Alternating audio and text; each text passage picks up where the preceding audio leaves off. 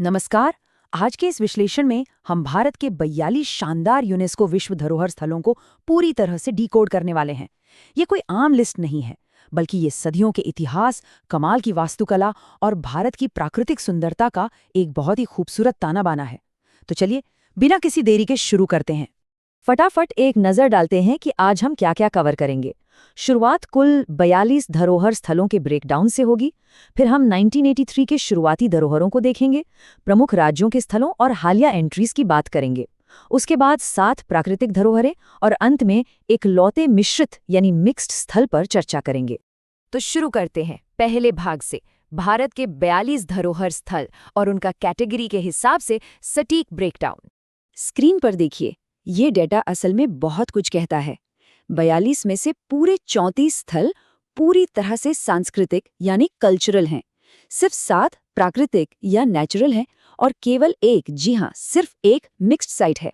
ये साफ दिखाता है कि हमारे यहाँ आर्किटेक्चर और इंसान की बनाई विरासतों का पलड़ा कितना भारी है। अब अगर आप इस पूरी ऑफिशियल लिस्ट को एक साथ देखेंगे ना, तो 42 नामों की ये भरमार थोड़ी कंफ्यूजिंग लग सकती है। इसीलिए इसे रटने के बजाय हम इसे टाइमलाइन और भूगोल के हिसाब से छोटे छोटे हिस्सों में बांटकर समझेंगे, ताकि ये एकदम दिमाग में बैठ जाए। भाग 2, 1983 शुरुआती सांस्कृतिक धरोहरें। चलिए थोड़ा फ्लैशबैक में चलते हैं और देखते हैं कि इस शानदार सफर की शुरुआत कैसे हुई थी। देखिए, 1983 वो साल था जब भारत के लिए इस लिस्ट का श्री गणेश हुआ था। और कमाल की बात यह है कि पहली एंट्रीज सिर्फ 2 राज्यों के बीच बराबर बंटी थी, उत्तर प्रदेश के शानदार आगरा का किला और ताजमहल, और दूसरी तरफ महाराष्ट्र की सदियों पुरानी अजंता और एलोरा की गुफाएं। मतलब नॉर्थ और वेस्ट इंडिया का एकदम परफेक्ट बैलेंस। अब जरा इस तुलना पर गौर कीजिए, कहाँ 1983 के वो विश्व प्रसिद्ध स्मारक और कहाँ एकदम लेटेस्ट 2023 के एडिशंस, जैसे वेस्ट बंगाल का शांति निकेतन और कर्नाटक के होयसल मंदिर। ये तुलना हमें दिखाती है कि इन 40 सालों में हमारी धरोहरों को पहचानने का नजरिया कितना बदल गया है और उसका कितना विस्तार हुआ है। भाग 3, प्रमुख राज्यों के सांस्कृतिक स्थल, उनका घनत्व और फैलाव। अब ये देखते हैं कि ये साइट्स किन राज्यों में सबसे ज्यादा हैं। शुरुआत हमारी राजधानी दिल्ली से ही करते हैं। हुमायूं का मकबरा और कुतुब मीनार को 1993 में एक ही साथ लिस्ट में जगह मिली, और फिर 2007 में प्रतिष्ठित लाल किले का नंबर आया। सोचिए, एक ही शहर में इतिहास की कितनी परतें मौजूद हैं। अब जरा गुजरात की तरफ चलें तो यहाँ की टाइमलाइन अपने आप में एक अलग कहानी कहती है। 2004 में चंपानेर पावागढ़ से शुरुआत हुई, फिर 2014 में रानी की वाव, 2017 में ऐतिहासिक शहर अहमदाबाद और सबसे लेटेस्ट 2021 में शामिल हुआ हड़प्पा काल का शहर धोलावीरा। ये राज्य असल में सदियों के इतिहास को अपने अंदर समेटे हुए है। पर आपको पता है, कुछ साइट्स को मान्यता एक रात में नहीं मिली। जैसे भारत के पर्वतीय रेलवे का ही उदाहरण लीजिए।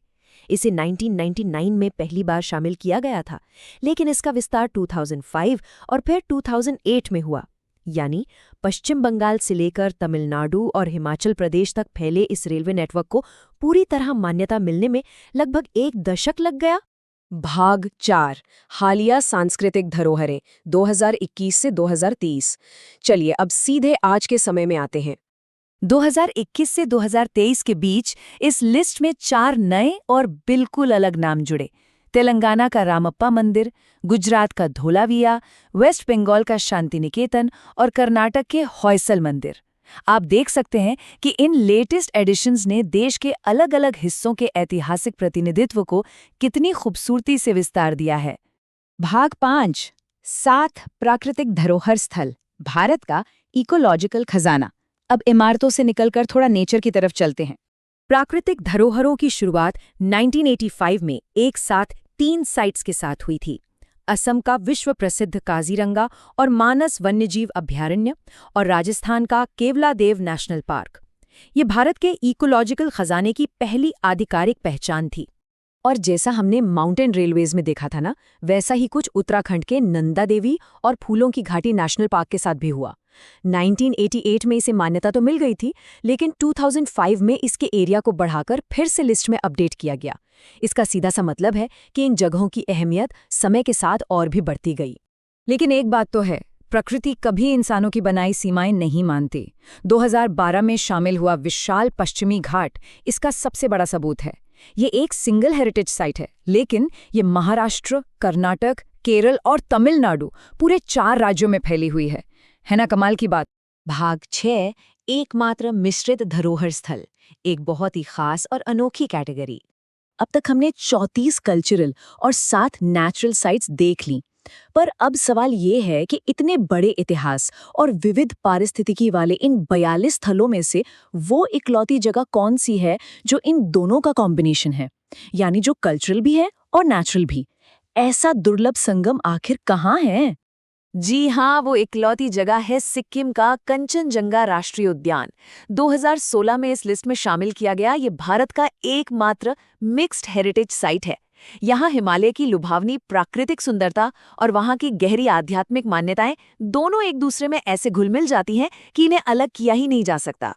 तो इस पूरी चर्चा के बाद जरा सोचिए, जब हम इन 42 अलग-अलग ऐतिहासिक और प्राकृतिक मोतियों को एक साथ एक नक्शे पर रखते हैं, तो क्या ये दुनिया के सामने भारत की एक पूरी नई तस्वीर पेश नहीं करता? ये सिर्फ पुरानी इमारतें या जंगल नहीं है, ये हमारी एक बहुत ही समृद्ध कहानी है। तो आपको क्या लगता है, इनमें से कौन सी जगह आपको सबसे ज्यादा आकर्षित करती है और क्यों? सोचिएगा जरूर।